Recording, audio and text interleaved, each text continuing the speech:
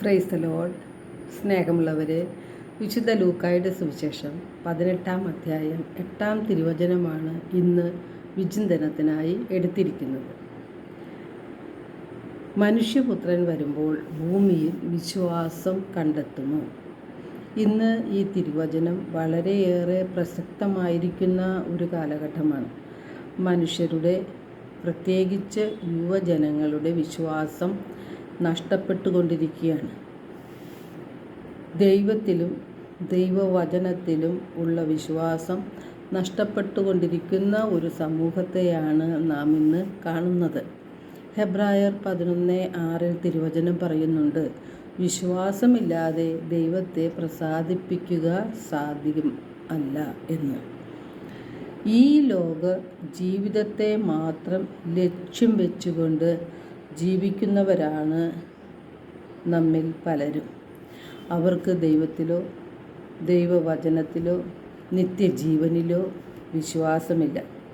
ഈ ലോകത്തിന് അനുരൂപരായി ജീവിക്കുന്ന വ്യക്തികൾക്ക് നാശമാണ് സംഭവിക്കുന്നത്. അവർ ഭോഷന്മാരായി തീരുകയാണ് ചെയ്യുന്നത്. എന്താണ് വിശ്വാസം? ഹെബ്രായർ 11:1 തിരുവചനം പറയുന്നുണ്ട്, പ്രത്യാശിക്കുന്നവ ലഭിക്കുമെന്ന ഉറപ്പും കാണപ്പെടാത്തവ ഉണ്ട് എന്ന ബോധ്യവുമാണ് വിശ്വാസം. അപ്പോൾ കാണപ്പെടാത്ത ദൈവം ഉണ്ടെന്നും ദൈവം നമ്മെ എത്രമാത്രം സ്നേഹിക്കുന്നുവെന്നും നാം മനസ്സിലാക്കുമ്പോൾ ദൈവത്തോട് നമുക്ക് കൂടുതൽ സ്നേഹവും വിശ്വാസവും ഉണ്ടാകും. ദൈവവുമായുള്ള നമ്മുടെ ബന്ധം കൂടുതൽ ആഴപ്പെടുകയും ചെയ്യും.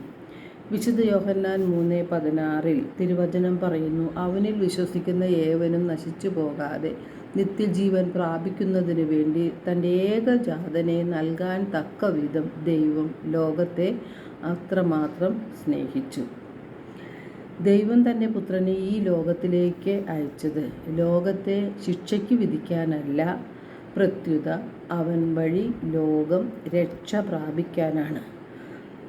ദൈവത്തിൻ്റെ സ്നേഹമാണ് തൻ്റെ പുത്രനെ ഈ ഭൂമിയിലേക്ക് നമ്മുടെ രക്ഷയ്ക്കായി അയച്ചത്.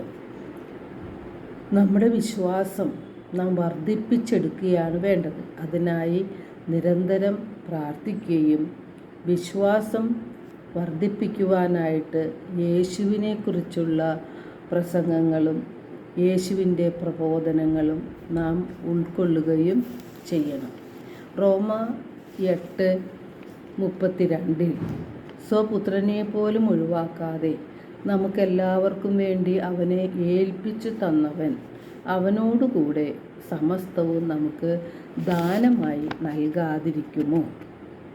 ദൈവം നമ്മോട് കരുണയും നമ്മെക്കുറിച്ച് കരുതലും ഉള്ളവനാണ്.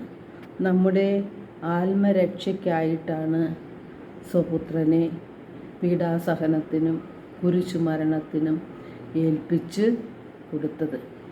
യേശുനാഥൻ നമ്മുടെ പാപപരിഹാര ബലിയാണ്. നമ്മുടെ പാപഭാരങ്ങളെല്ലാം ഏറ്റെടുത്ത് കഠിനമായി പീഡകൾ സഹിച്ച് കുരിശിൽ ജീവൻ ബലിയർപ്പിച്ചു. സ്നേഹിതന് വേണ്ടി ജീവൻ ബലിയർപ്പിക്കുന്നതിനേക്കാൾ വലിയ സ്നേഹമില്ല എന്ന് പഠിപ്പിച്ച യേശുനാഥൻ തൻ്റെ ജീവൻ ബലിയായി നമുക്ക് വേണ്ടി അർപ്പിച്ചു. യേശുവിൻ്റെ തിരുരക്തത്താലാണ് നാം രക്ഷിക്കപ്പെട്ടത്. യേശുവിൻ്റെ തിരുരക്തമാണ് നമ്മുടെ പാപക്കറകൾ കഴുകി ശുദ്ധിയുള്ളവരാക്കി മാറ്റുന്നത്. നാം നമ്മുടെ സ്വന്തമല്ല, യേശുവിൻ്റെ തിരുരക്തത്താൽ വിലയ്ക്ക് വാങ്ങപ്പെട്ടവരാണ്. നമുക്ക് വേണ്ടി മരിച്ച, ഉത്ഥാനം ചെയ്ത യേശുവിന് വേണ്ടി ജീവിക്കുവാനായിട്ടാണ് യേശു എല്ലാവർക്കും വേണ്ടി മരിച്ചത്. യേശുനാഥൻ സ്വർഗത്തിൽ നിന്ന് വന്ന് സ്വർഗത്തെക്കുറിച്ച് പഠിപ്പിച്ച് സ്വർഗത്തിലേക്ക് പോകുന്നതിന് മുമ്പായി ശിഷ്യന്മാരോട് ഇപ്രകാരമാണ് പറയുന്നത്, ഞാൻ വീണ്ടും വന്ന് നിങ്ങളെയും കൂട്ടിക്കൊണ്ട് പോകും എന്ന്.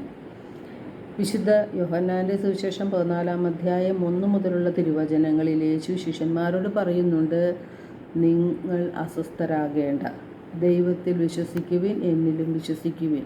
എൻ്റെ പിതാവിൻ്റെ ഭവനത്തിൽ അനേകം വാസസ്ഥലങ്ങളുണ്ട്. ഇല്ലായിരുന്നെങ്കിൽ നിങ്ങൾക്ക് സ്ഥലമൊരുക്കാൻ പോകുന്നു എന്ന് ഞാൻ നിങ്ങളോട് പറയുമായിരുന്നു. ഞാൻ പോയി നിങ്ങൾക്ക് സ്ഥലമൊരുക്കി കഴിയുമ്പോൾ ഞാൻ ആയിരിക്കുന്നിടത്ത് നിങ്ങളും ആയിരിക്കേണ്ടതിന് ഞാൻ വീണ്ടും വന്ന് നിങ്ങളെയും കൂട്ടിക്കൊണ്ടുപോകും.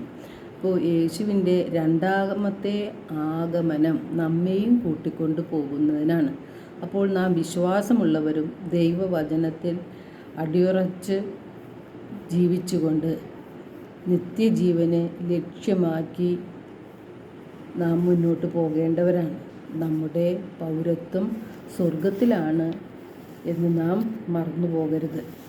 നമുക്ക് വിശ്വാസവും ദൈവവചനത്തിൽ ആഴപ്പെട്ടുകൊണ്ടുള്ളൊരു ജീവിതവുമാണ് വേണ്ടത്. എല്ലാവർക്കും ഒരു നല്ല ദിനം ആശംസിക്കുന്നു. ദൈവവും നമ്മെ ഓരോരുത്തരെയും സമൃദ്ധമായി അനുഗ്രഹിക്കട്ടെ.